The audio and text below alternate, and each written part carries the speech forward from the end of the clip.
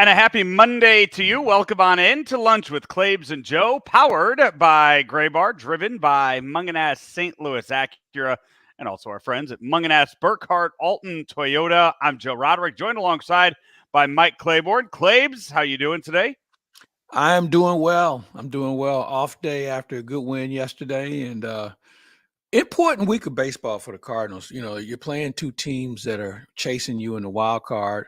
Washington is playing better than I think a lot of people thought. Pittsburgh is having their ups and downs, but you're going on the road, and you're kind of going out shorthanded too, because when you think about what Nolan Gorman has done or hasn't done, they're going to face four left-handers on this road trip. So I don't know how you play them. So Yeah. you're going to be a little short-handed. But anyway, other than that, everything else is good. Free agency is underway in both the NHL and the NBA. We seem like we're going to have more $50 million a year players in the NBA than the other sports combined. That's the way their money works. But it's a good time to be in the sports business. Yeah, we will get into all of that later on in the show. This past weekend, Claibs, I was down at Lake of the Ozarks, Ballpark National, Rammer's Place for a baseball tournament down there. Have you had a chance to get the grand tour of his? I have not had the opportunity. I'll keep wanting to go, but there's this thing called baseball that kind of keeps me occupied. But I've heard nothing but good things about it from people who didn't know that I knew Rammer, and just, spoke volumes about, what a nice facility it is. So give me your thoughts.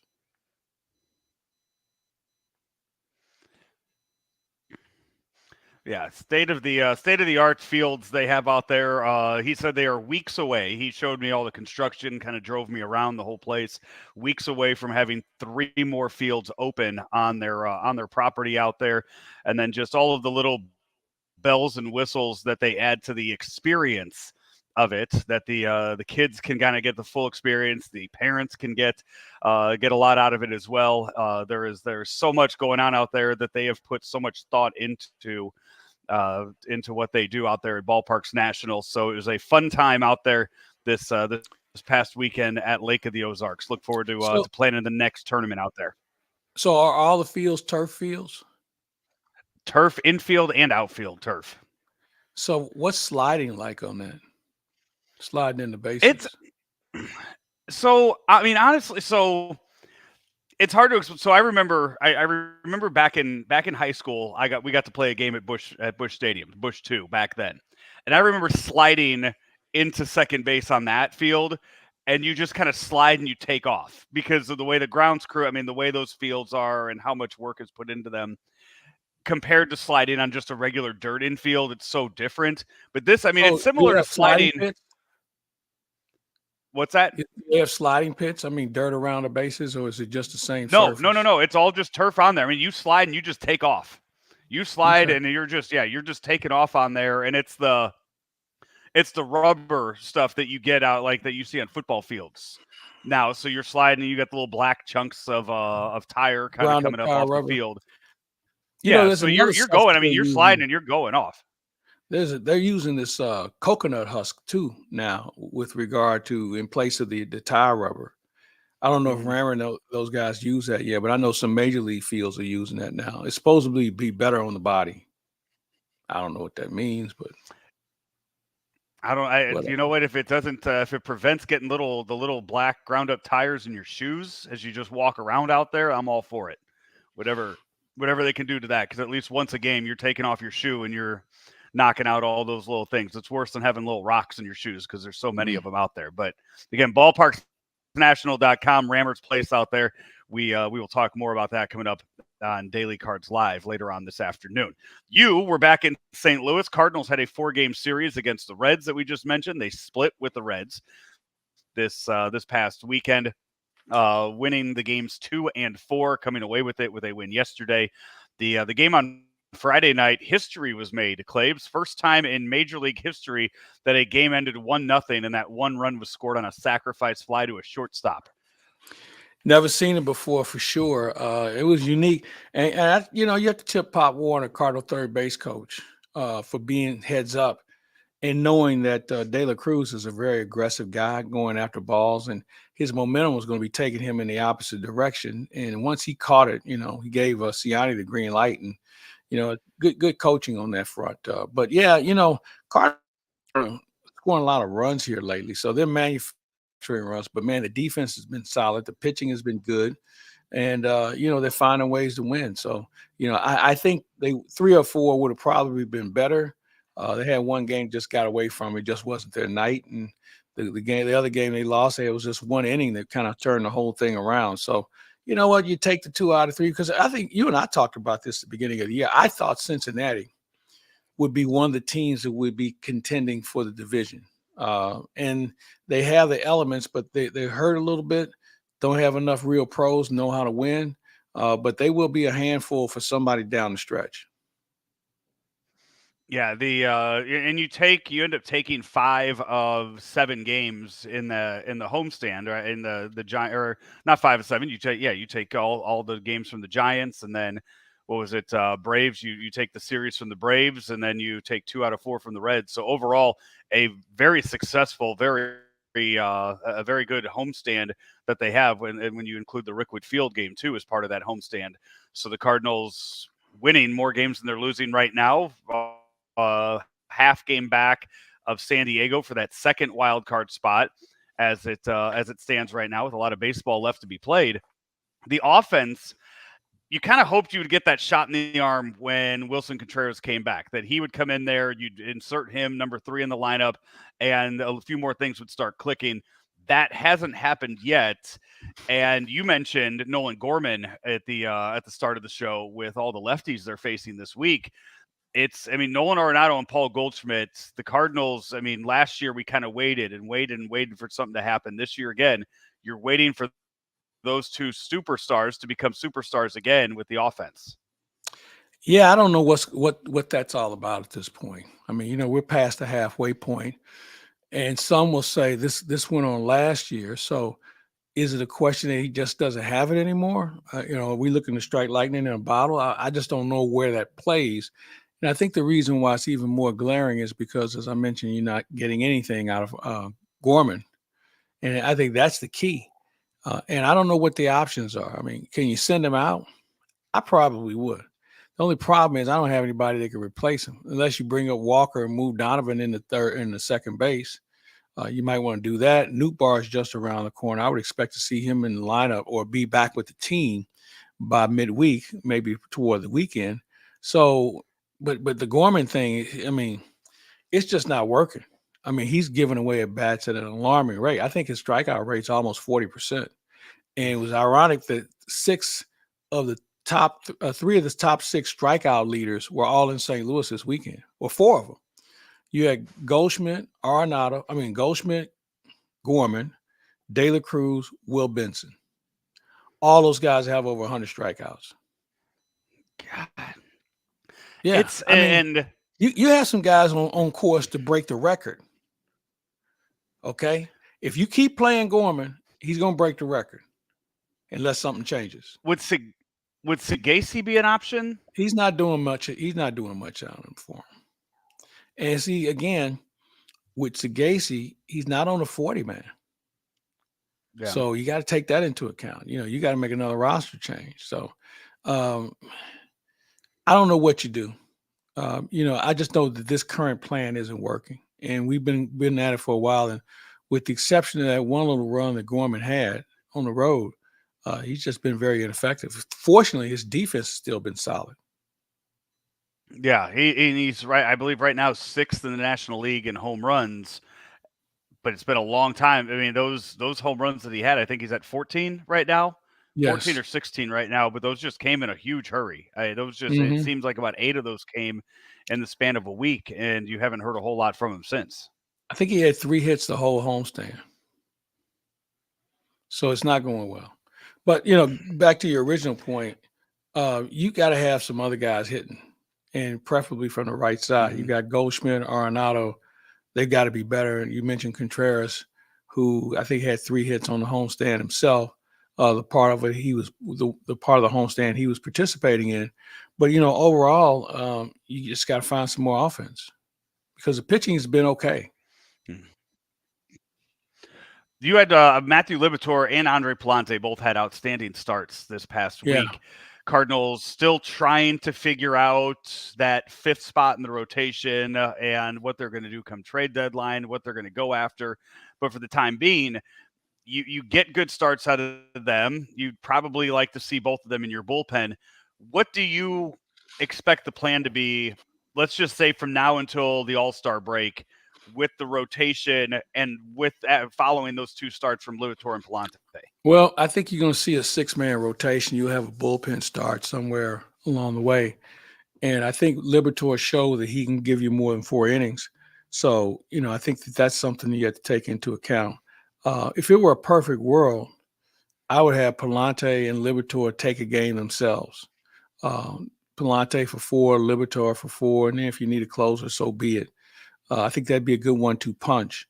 But then that leaves you open for who would be your opener for a bullpen game. So, you have a lot of things you're trying to do internally. I don't know if any of them are the right answer. I've always felt that the answer was not in the organization, where you have to go out and look for somebody. And if you're going to get somebody who's more toward the front end of the rotation where you can slide everybody back. But how you do that and what's the price you're willing to pay, that's the $64,000 question. We saw over the weekend Gordon Graceffo get called up and immediately put to work in one of those games. He's a guy that you've heard a little bit about in the minor leagues the past couple of years. What were your thoughts on what you saw out of him this weekend? I thought for his first outing, he was pretty good. He's thrown into a situation where he was just trying to make sure the other team didn't score a bunch more runs. But I thought overall he controlled his emotions well, showed good stuff. Hopefully he learned from it, because I think we'll see him again before this is over with. The Cardinals this week, you mentioned they have Pittsburgh starting tomorrow. They are in D.C. for the weekend. No Paul Skeens this week. Cardinals will miss him. He pitched on Saturday, so they are keeping their the 5-man rotation, even though they're off today. So the Cardinals will not have to face the young phenom. Probably a good thing for them this week. But as you mentioned, a lot of lefties are on the horizon. Yeah, the Skeens experience was something I think we all enjoyed from a distance. It was a very good game. He's still trying to figure it out too, like all these other young pitchers, with regard to durability and pitch sequence and just learning the game at this level and being able to maintain a reasonable pace. But Pittsburgh has some other good pitchers there. Mitch Keller, I think it's 9-6, and I think they miss him too this week. Well, hallelujah to that. Yeah, but having said that, they'll run some guy out there we've never seen before, and the next thing you know, he's got a 1-hitter through 6. So you have to be careful for what you wish for. I believe the game on Tuesday. I think it's Jarrett Jones going tomorrow. Yeah, he's a good pitcher for them. Yeah, he's another young one. I don't think the Cardinals have faced him yet this year, so no, they have to go against him. But I know I was looking earlier, and I don't recall seeing Skeens or Keller on the list of probables for the upcoming week. And then DC this weekend, they just called up their top prospect, James Wood. So a chance to see him play against the Cardinals this weekend. Yeah, we saw him a lot in spring training. He's a very imposing player. I'm surprised he wasn't with them before now. I thought he was one of the 3 best players in the spring. But maybe they want to give him a little bit more seasoning, see how he handles breaking balls and things of that nature. But you can't miss him. He goes by 6'7". Cannot miss him. Good athlete. I believe he was a basketball player at one point as well. But overall, I would think so. Player. If he's 6'7", I think somebody probably put a basketball in his hand at some point. Yeah. Yeah, but he's a good player though. I'm anxious to see him play. We will take a quick break. When we come back, wrap up a few little more MLB talk stuff from around the rest of the league. And we will talk about that right here on Lunch with Claibs and Joe here on Claibs Online.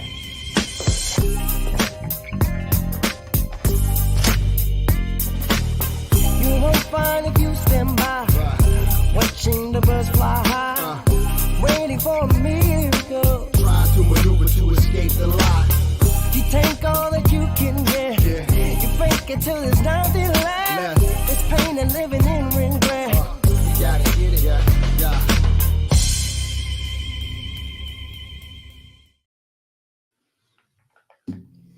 here, lunch with Claibs and Joe here on Claibs Online. The City Connect jerseys, they wore those again this past weekend. They keep growing on me every time I see them. I liked them to begin with, but now to have them in a permanent rotation with the club, I like seeing those on my TV every mostly Friday nights, right? When they're wearing those. I'm not sure how that works. But the colors are so rich.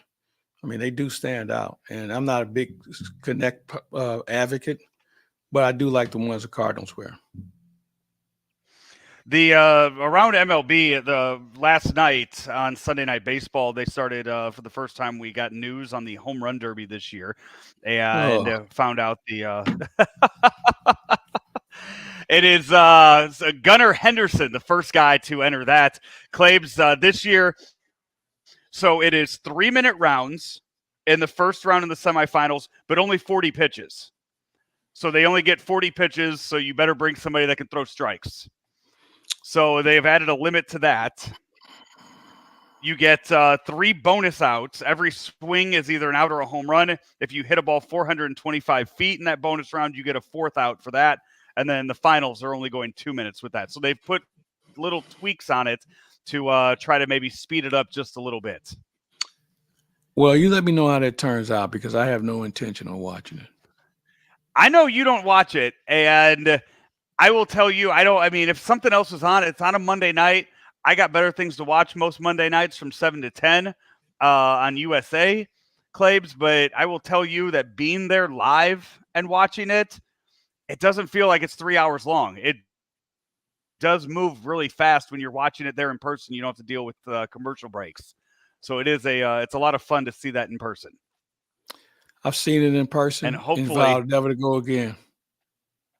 It just does. Did you see the? I guess my issue with it is it's so tricked up. I mean, they're not even using real Major League Baseballs that they would use in the season. They want these balls to go. Okay. So I mean, I see home runs every night. Okay. So it doesn't excite me. Yeah. I know what they're trying to do. And, we're all enamored with power. I get it. NBA has a slam dunk contest. The NFL is trying to figure out what they're doing. NHL has a hardest shot contest. The baseball thing just doesn't move the needle for me. Just doesn't. I enjoy being there in person for that. The big thing to watch that weekend, though, coming up 2 weeks from last night, is the MLB draft. Cardinals will be drafting, I believe, 6th overall in the draft this year. 7th overall in the draft this year. Yeah. How do you? This is the highest Claibs that they have picked in 30 years. 20 at plus least. years, 30 years. At least. Yeah.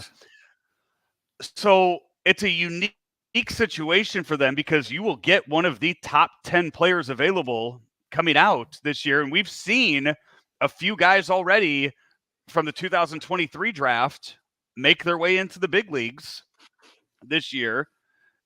How do you go about, I guess, what are you looking for in the draft this year with guys that are moving quickly through the system, and you have a chance to get one of them? I really don't know what they're looking for. They could use a lot of things. I guess pitching would be something they draft pitchers every year, but this team kind of needs a little bit of everything. You need some right-handed power. You're going to need a first baseman down the road. You may need a third baseman down the road.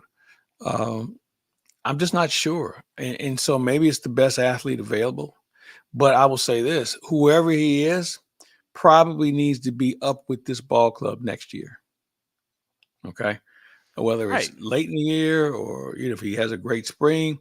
But this is not a 3 or 4 year process of him being in the minors and working his way up through A ball and AA and AAA. This person should be closer to being ready to play big league baseball than anybody else. Yeah, and they've had plenty of time to scout these guys too, so they should know. That's the thing. If you have a guy, if you're sitting here talking about moving Donovan to second, or maybe even going after a second baseman for the future and filling one of those corner outfield positions, there are guys out there that we have seen throughout Major League Baseball that are getting moved really fast through all the systems. Now, some of them you could go out there and grab one.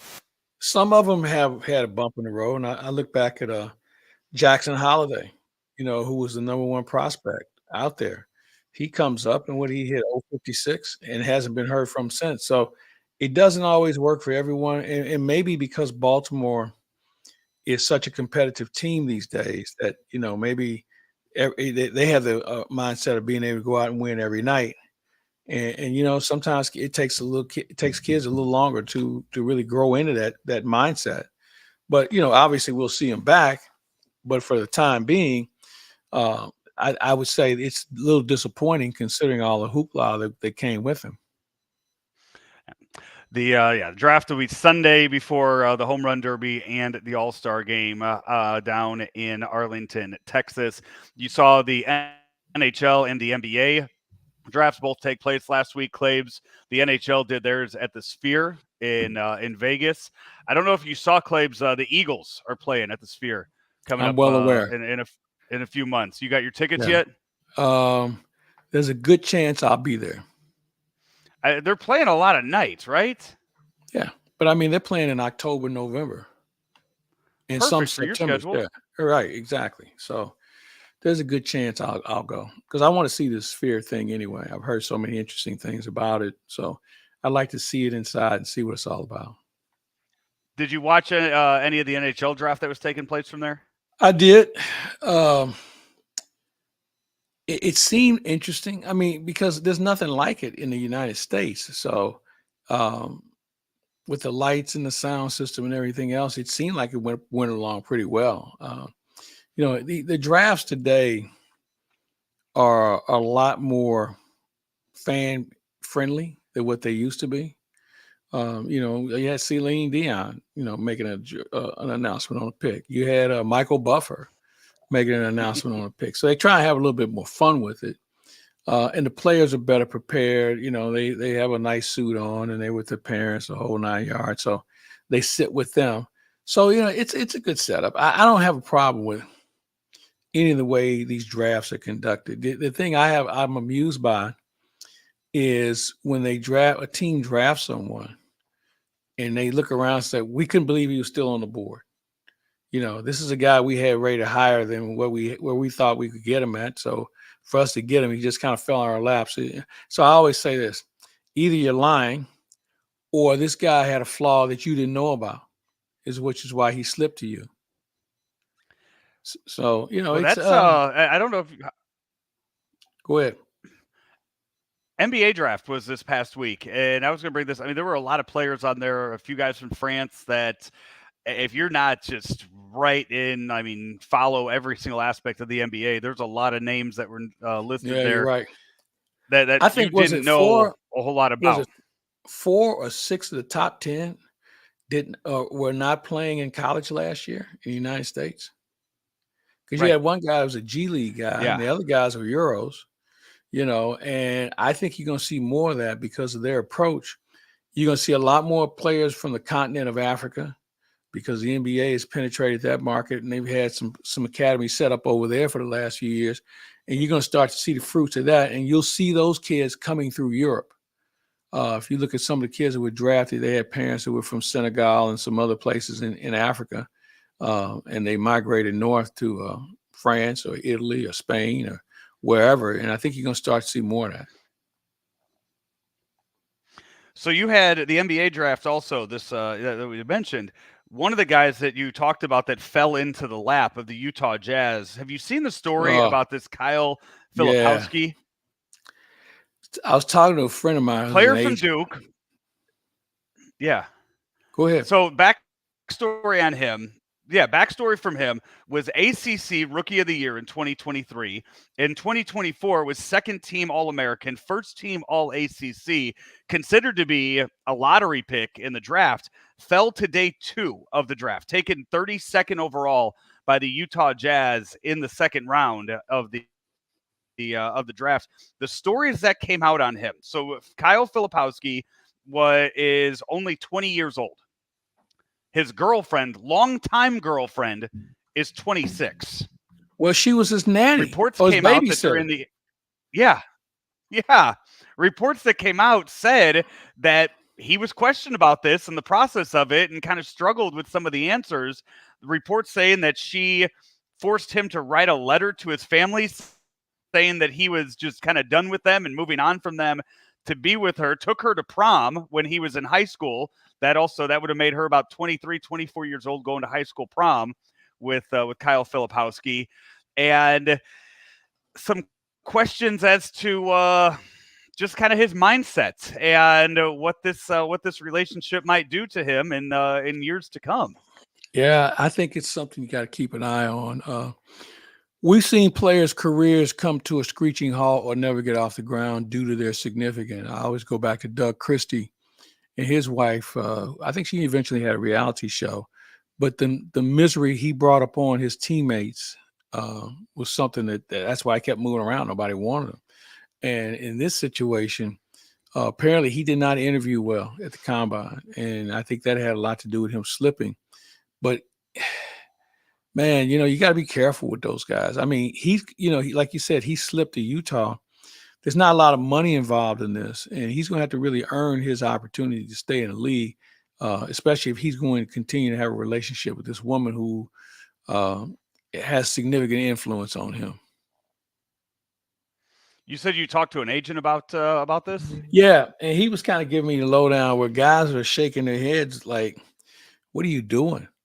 And apparently, as soon as she walked in the arena or wherever they had it at, everybody was like, "This is not going to end well." So I think people are hoping this turns around.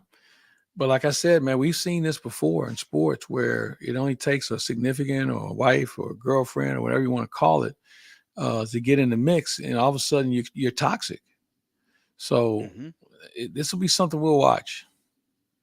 Because he's a good player. Yeah. I read all the accolades that he had.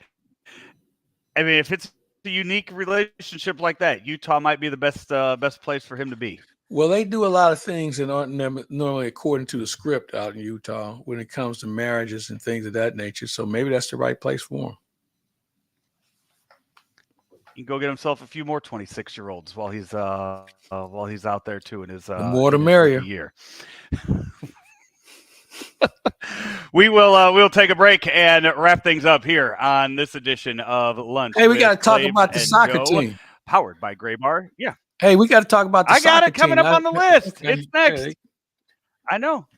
I got it next right here on Lunch with Claibs. Maybe the only time we talk for a challenging and rewarding career. There are quality jobs in the construction industry. I got out of college and my career choices were very limited, and this provided me with a plan for the present and the future at the same time. I actually have a bachelor's degree in psychology, and I was making less than I make as a first-year apprentice painter. I didn't go to college. I have no college debt. I make more money than the majority of people I know that went to college. Take your first step towards a rewarding career. Visit stlouispdf.org. Back here, Lunch with Claibs and Joe, powered by, yeah. I got a couple of things. We'll get to the soccer thing. So I've been watching the Olympic trials. Okay, I don't know if you've been watching them or not. I got that's the two things I had on my list left to go. All right, well, I'll let you go ahead and try to, but go ahead and we'll get to it. Go ahead. No, you got it. Go right ahead. I mean, I was about to talk Olympics, so go right ahead. I'm gonna tell you the sport that I'm gonna start paying attention to partially. Women's water polo. Have you seen the build on some of those women? No, I have not. But it's water polos, so I mean they're mostly in water. Water. That's what I said. Partially keep track of it. I'm gonna be on top of it until they jump in, and then after that, I'll switch to fencing or something. But so you are looking forward to the. So what you're saying is you are looking forward to the player introductions of the women's water polo. Yeah. Okay. Yeah. All right. Glad we got that. Glad we got that covered. I haven't seen the trials they've done of that yet. Yeah. I saw a little piece today, and Flavor Flav is like one of their big supporters. Okay. I don't know if you knew that or not. I don't know. Don't ask me how. I was unaware. Yeah. Anyway. Yeah, he's big on water polo, and he saw a piece because I guess they don't really get a lot of subsidies. And so he found a way to make sure they had some more money in their pocket. But man, the look of some of those, I'm like, okay. It would inspire any man to get back in the gym. Let's just put it that way. Okay, That's all I women's got. water polo. Gonna write that Yeah. down. We will. Before they get in. We'll follow that. We'll add Yeah, that to before all of they our get in. Olympic coverage.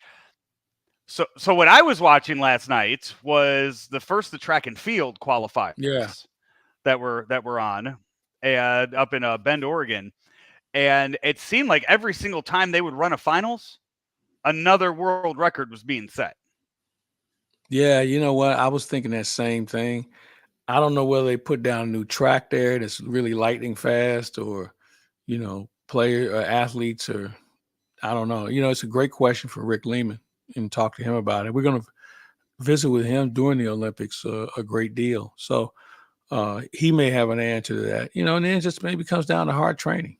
I mean, let's face it, the Olympics will always be scrutinized with regard to performance enhancing additives. I always assume that you're already dirty when I start seeing records fall in the manner that they do. So, obviously they have testing procedures, but we've also learned that the athlete or the chemists are one step ahead of the posse. So we don't know how this is going to shake out. So I watch the Olympics with bated breath, understanding that somebody can get the medal snatched from them after a positive test. Yeah. Because it's my understanding that the USADA has some new procedures on how to catch some of the masking agents that they're not going to disclose, not to give somebody a head start on how to, negate that. But apparently USADA is ready this year for anybody with some enhancement shenanigans. Yeah, and looking at what they're wearing, that there's nothing that seems like it's out of the brand new as far as the gear goes that they have, what they're wearing. Well, we with the haven't shoes seen their gear they're yet. running in. We haven't seen their gear yet. The U.S. Yeah, what you're seeing now, that's not their official uniform. They say this official uniform is quite revealing. So it's going to make them even faster. Well, they'll have on less apparently. Okay. So we'll see. That and last night gymnastics too. They named the team for the women's team for Team USA. Simone Biles on that. Once again, saying it's the hardest team to make in all of the Olympics and all the Olympic Well, qualifying. you know why? Because you have people who are deciding it for you. And so you and I watch gymnastics, maybe once every 4 years. So I readily admit I am not qualified to be a judge. Right. But I don't know how scoring works, especially when most of the people who are judges have never done it themselves at that level. So I always look at the gymnastics as an activity, okay? Because my rule is it can't be a legitimate sport if you have a third person deciding the fate. In boxing, you can have a judge, you can have a referee and judges, but you can knock a guy out and that takes care of that. I'm just not really a big believer because we've seen people who would say some of these scores are biased for one reason or another. So I don't really put stock into it other than the fact I know that they can do something I can't do. When they were talking about Simone Biles, where she topped out at 12 feet in her vault, there's no way, I mean, those are things that you and I wouldn't even fathom. But she can do it along with some of the other gymnasts, and I tip my cap for that. And I'll certainly watch as much as I can, but it won't be the biggest event I'm going to try and watch. I'm just watching like the floor routines and watching how high they jump up. In those is incredible. That just It is. I know there's some bounce in those floors, but still, for anybody to be able to get that high in the air, jumping, flipping the way they do, it is unbelievable. Again, it's something I can't do, so I certainly tip my cap to them. And finally, Claibs, what you have been looking forward to talking to the entire show today, in MLS news, STL City SC has announced that they are parting ways with their first manager, Bradley Carnell. Right now, STL City SC has 3 wins, 7 losses, and 10 ties. Draws on the year. So only 3 wins for STL City. Right now, Claibs on the table.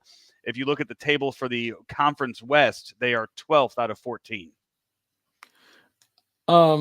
I didn't want to say I told you so, but I always felt this was a team again, I'm not an expert, but I know enough about the game to tell you that their initial style of being able to score in their system worked early.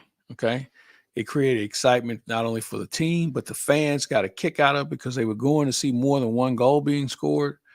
And then all of a sudden, the league caught up to them along with the travel and the challenges of the schedule. Remember, you're not only playing your schedule, but some of these guys are playing in other leagues or other tournaments as well. So it can be a little disjointed. So at the end of the year, they were holding on for dear life. And I think it's carried over into this season where they can't score. I mean, the one thing they could do last year was score. They scored a lot early, but then once, as I said, teams kind of figured them out defensively. They just were just another team. Now, throw in the fact they don't have a hefty payroll. I mean, you don't have to have a Messi to be on your team, but they don't have a hefty payroll. They're already maxed out from an attendance standpoint. So I'm trying to figure out how they're going to develop a revenue stream that's going to remain competitive with some of the other good teams in the league. I think, what are they, third lowest payroll in the league? So you got to figure out how to be in at least the average of the league, if not the back end of the front end of the league when it comes to payroll to be competitive. Yeah. So who's on your short list for who replaces him for STL City SC? Claibs, give me your top 3 names. Where's Daryl Duran when you need him? He's coached every other team around here. I mean, you never saw that one coming, did you? I didn't think you'd get one name off. No, I'm impressed that you threw at least one name at me. I love Daryl Duran, man. Daryl Duran is the face of soccer in St. Louis. He is. He's the most recognizable soccer player we've ever had and one of the most successful ones. So anytime you need a coaching situation, we always call Daryl Duran. Hell, he's coached everywhere else. All right, there you go. So I don't know who's number 1. So they have the technical director is now the interim coach. Now, this is where you kind of lose me because I'm not totally familiar with the administrative terms like you have in baseball where he's a bench coach or defensive coordinator or an associate coach in hockey or basketball.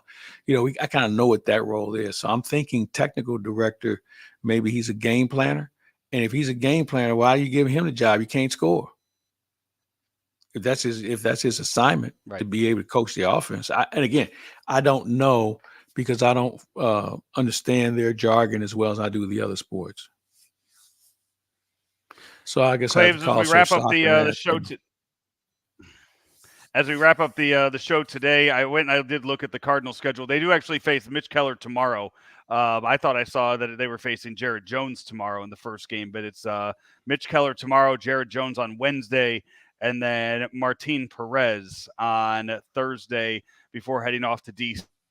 So 6 games, Claibs, before they are back in town on Tuesday. It's a 4-game wraparound series in Washington this weekend.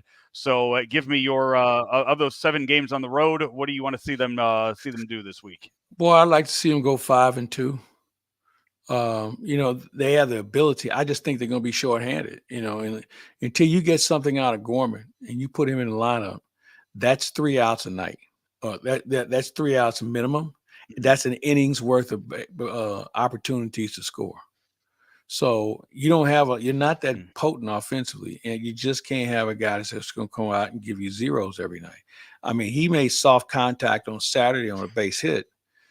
He stayed down on that pitch, and I was thinking, man, maybe he'll build from that, but it didn't work yesterday. So they've got to get that figured out and make sure they keep the bullpen fresh. You had some guys with an off day yesterday, today. So you have 2 days off for a lot of guys. So we'll see how they go into this weekend series or this week series against, again, 2 competitive teams. We saw Washington in the spring, and you could tell there was a little bit of a different look about them. I just think Washington, if they get their pitching straight now, they could be interesting.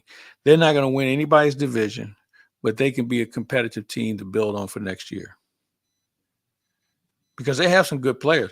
This C.J. Abrams, we talk about De La Cruz and Mason Wynn and a young man over in Pittsburgh, O'Neal Perez. This C.J. Abrams can pick a Cruz. Yeah, O'Neal Cruz. What I call him, Oliver Perez. Anyway, O'Neal Cruz, but C.J. Abrams is in that conversation also. He's a really good player. He's a catalyst. You're not on. Yeah, you won't. No. You are not on the call this week No. for those games. Back at it next Tuesday for Cardinals and Royals. That's going to wrap up our show for you today. Until next time, he is Mike Claiborne. I'm Joe Roderick. This has been another edition of Lunch with Claibs Joe, powered by Gray Bar, driven by Munganast St. Louis Acura, Munganast Burkhardt Alton Toyota here on Claibs. Let me get this straight. Gray Bar is a distributor? Yep. For more than 150 years, we supported electrical and datacom projects all over the country. So you can get me products wherever and whenever I need them? Yep. Thanks to our expansive national logistics network. For any industry? Yep. From construction sites and industrial plants to schools, hospitals, and just about everything in between. So you could say Gray Bar is much more than a distributor? Yep, you could say that. They really do it all. Yep.